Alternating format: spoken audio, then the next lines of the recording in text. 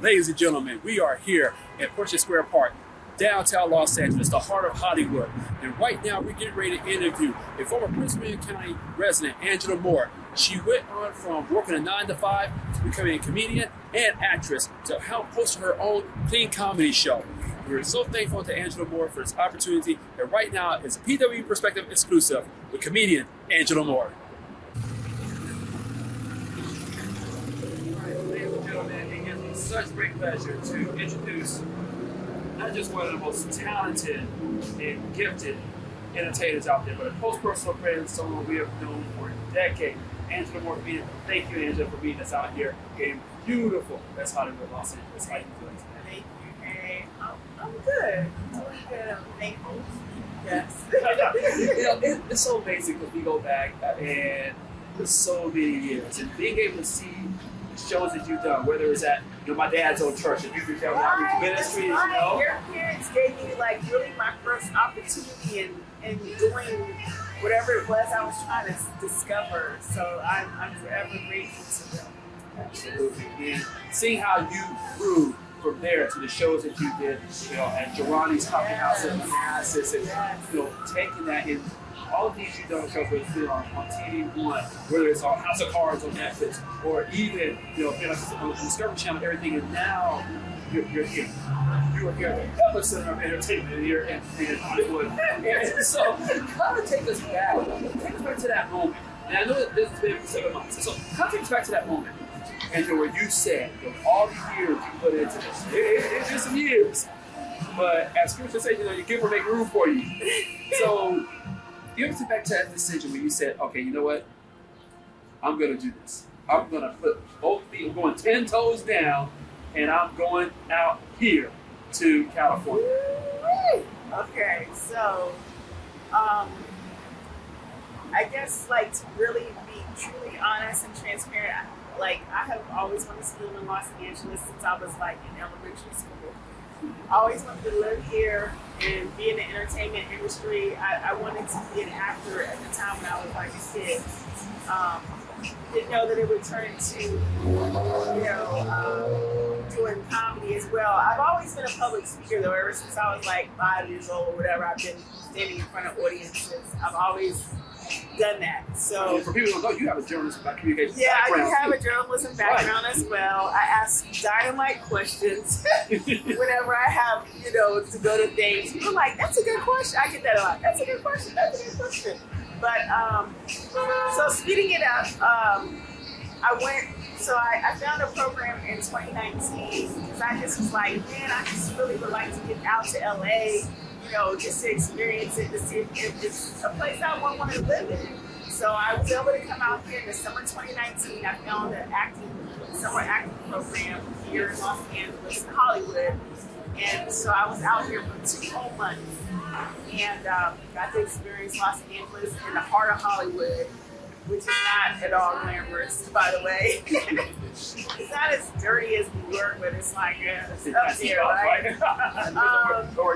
Right, and then the pandemic happens, right? Yeah. So, because up until then I was just kind of undecided, and then during the pandemic from 2020 to 2022, beginning of 2022, saw a lot of loss of life, family members, family friends gone, because they breathe, COVID.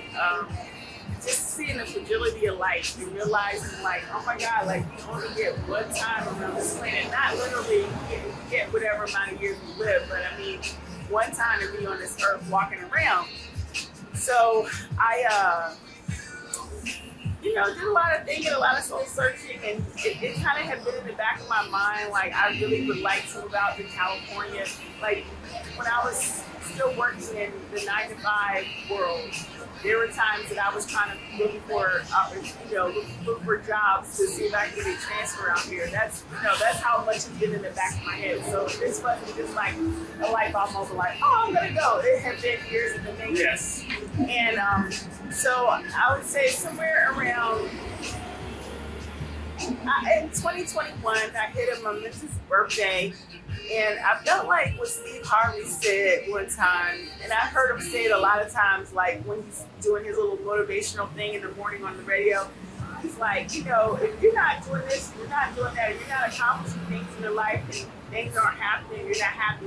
What is we doing here? What are we doing? What is we doing here? And you know, when I hit that birthday, and then you know, months after, because my birthday's at the end of the year, it was like, what am I doing? Like, what is going on? So I was like, I feel like I want to take this leap. And so I shared that there were 3 signs to me from God, like, okay, you need it, like, this is it. The first was, I was watching a news story about, the reporter said that how this lady had lived in chronic regret because she didn't end up marrying the love of her life. Oh, wow. Who ended up really deathly ill, very sick. And so, yeah, so she didn't end up with the true love of her life. So she lived most of her life most of her adult life in chronic regret. And I was like, I'm living my life in chronic regret. Like, you know, I'm doing things here in the East DMV area, but really, it's not really meaning anything because I'm not in the epicenter. I'm not in New York. I'm not in LA. Just doing what you know you're really called to do. Right, exactly. And so that was one sign. And the second sign, I was watching a YouTube video, and this lady was talking about, God tells you to move, you gotta move. And because she talked about how she had moved, God told her to move to Texas. And she's like, in fact, this shirt I'm wearing today might be assigned to someone. And because I was so engrossed in what she was saying, and then I looked at her shirt and it said Los Angeles. I was like, oh my God, it said, oh my God, like a YouTube video, y'all. Okay? Really? The third sign came in, I think like in July. Yes. I left in August. And at this point, I was like trying to pack up my house because I've been living in my house for like 20 years. So I had never really processed a lot of this stuff because like when I moved into my house, my mom and dad were like, here, this is all your stuff from college, you take it, all your stuff from your childhood. And I never had really gone through all that stuff and really processed everything. So I had a lot of papers to shred, and there just wasn't enough community shredding going on, you know, that summer. And so I happened to look. I went to a particular retail store. I'm not gonna say the name because we ain't getting no sponsorship or anything. You know what I mean? I know that's right. I'll just say a retail store. It wasn't a retail store, big retail store, and I asked the customer service person. I was like, "Excuse me, can you show me where the printers are?" And he's like, "Oh, okay, yeah, sure." So he started leading me to the printers, and I happened to glance at his name, and his name was Angelus. What? Oh my goodness! And that's so I have lived, and the thing is, you know, I've lived in some Latin American countries. I've traveled extensively throughout Spanish-speaking countries. I never met anybody named Angelus. I was like, this is crazy. Like, okay, all right. Okay, I'm going. I'm leaving. I'm really leaving. You know, it's funny because in the Bible, when they say the words of Jesus, people always say something twice. Right. You know, I got it 3 times. How much more? How much more? And then the other thing was, I just felt this pulling in my spirit, like, you got to get out of here. Like, you got to go. You don't, like, I honestly felt that if I did not move, if I did not leave, that something that was gonna happen to me. I can't explain it, but it was this pulling in my spirit, like, you gotta go, you gotta get out there. And I guess the other thing that kind of sparked my mood too was my great aunt passed away, which is my grandmother's last living sibling. So my cousin and I came to Southern California for her services, and we came up to LA for the day. And I was able to do an open mic at a comedy club, and you know, it was like a great experience. And it was like all throughout my head, it was just like, you could do this, you could move here, you could handle it, you can make it work. You know, like, I can't explain the pulling that was going on in my spirit. Yes. And then leading up to 2022 was like, okay, you gotta go. And now I am. Can't believe it sometimes. It's my phone. And so, you know, and now people think, well, okay, you heard this, you saw the signs.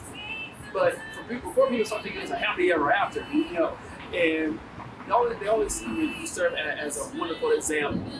Talk about when you first got here. I mean, was it overwhelming or was it easy? Talk about the adjustments.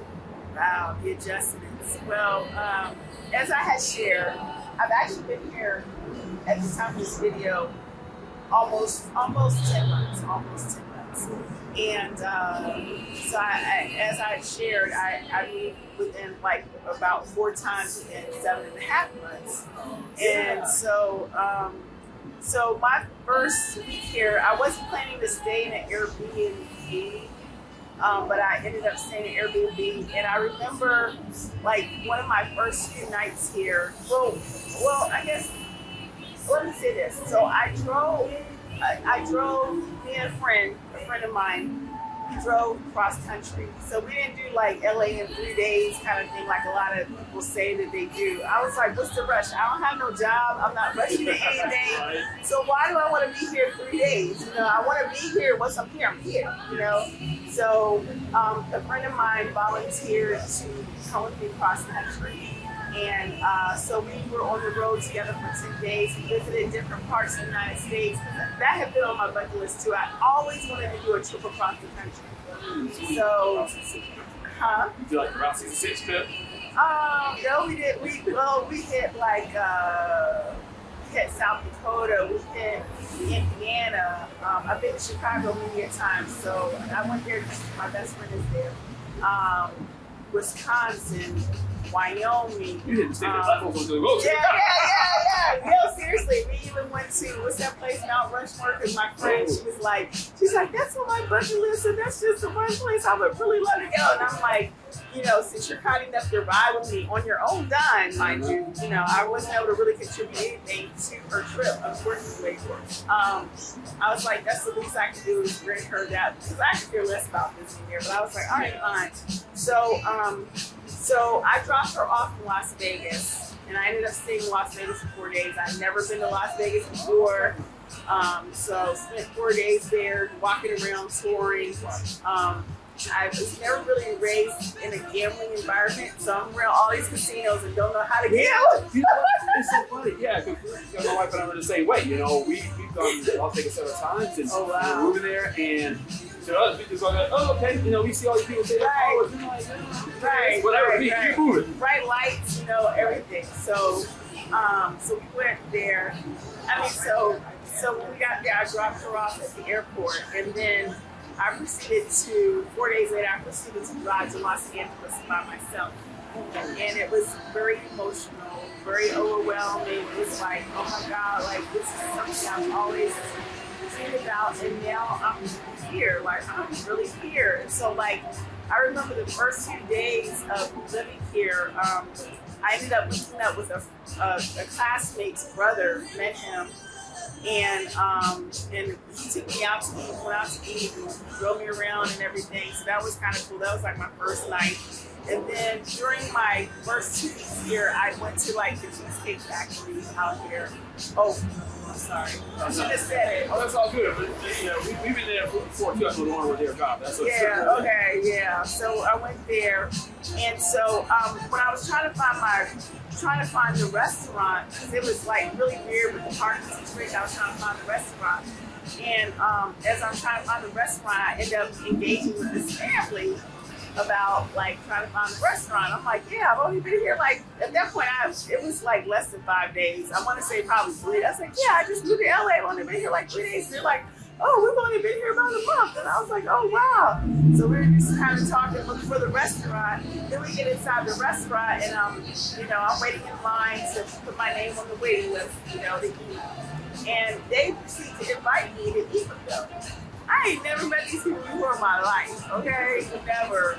And I was like, okay, sure, you know, because I made up in my mind that I was just going to be open to anything and everything as long as it didn't compromise my values of who I am. And they ended up treating me, like, ended up paying for my meal. I'm like, oh my God, you know, so it was like just crazy things happening. Not really crazy things, but just fun things that just kept pulling me in. Like, okay, yeah, I'm in LA. Like, oh, and then And then I remember like going to open mic to do comedy during those first few days, and I ended up meeting like the comedians that were there, and they were telling me about jobs, you know, like you can get paid to be an audience member on different TV shows. I was like, oh, okay. And I went home and researched it, applied, and that was like how I like started making money when I first got here. So I want to talk about that. Let's talk about the business side, because one of the things that you do is you do clean comedy. Yeah, and I think that's one of the things that is, you know, I remember, you know, the Edgewater clean comedy shows that you put on. It is something, I want to talk about that art, because we live in an era now, especially it's called in black circles, where it's just thought of, well, I have to launch, you know, I don't know if you saw, you know, recent specials on Netflix, and it's like, well, I have to do this in order to reach an audience. And can you talk to testament to that, the successes that you've had in other clean comics, that there is a market, you don't, you know, the material talk about the same thing, talk about that market, and why, you know, it's so important to you. yeah, it's so important to me. I would have to say my reasons, first of all, for doing clean comedy is because I am a believer. I'm a Christian, follower of Christ, and that's one thing. So I'm like under a certain accountability with that. The other thing is, at the time when I started doing comedy, my nieces and nephews were little people, you know, they're little kids, and it's like, oh, I want them to be able to come and see their auntie perform, and so that affected me wanting to do clean comedy. And then the other factor was, well, I wanted my parents to see me do it, and I don't want them to. I didn't want to be embarrassed talking about certain subjects or saying certain words in front of them. You know, that would have been very uncomfortable. So those are kind of what has led me to it. And when I started off doing comedy, I started off doing clean comedy. So it's not like one of the things where I was like doing dirty and they're like, oh, I gotta change. So I definitely feel like there is a market. I was really blessed to meet Kenny Mormon and Future Mormon at the Jelani Coffee House. Shout out to them. Yes. I can shout them out. They're family to me at this point. And they you know, they had just opened up the Jelani Coffee House in Manassas, and they gave me the opportunity to start hosting my own clean comedy shows. It was called the More Laughing Clean Comedy Show. And I'm forever grateful for those opportunities, you know, that they have allowed me to do, and that really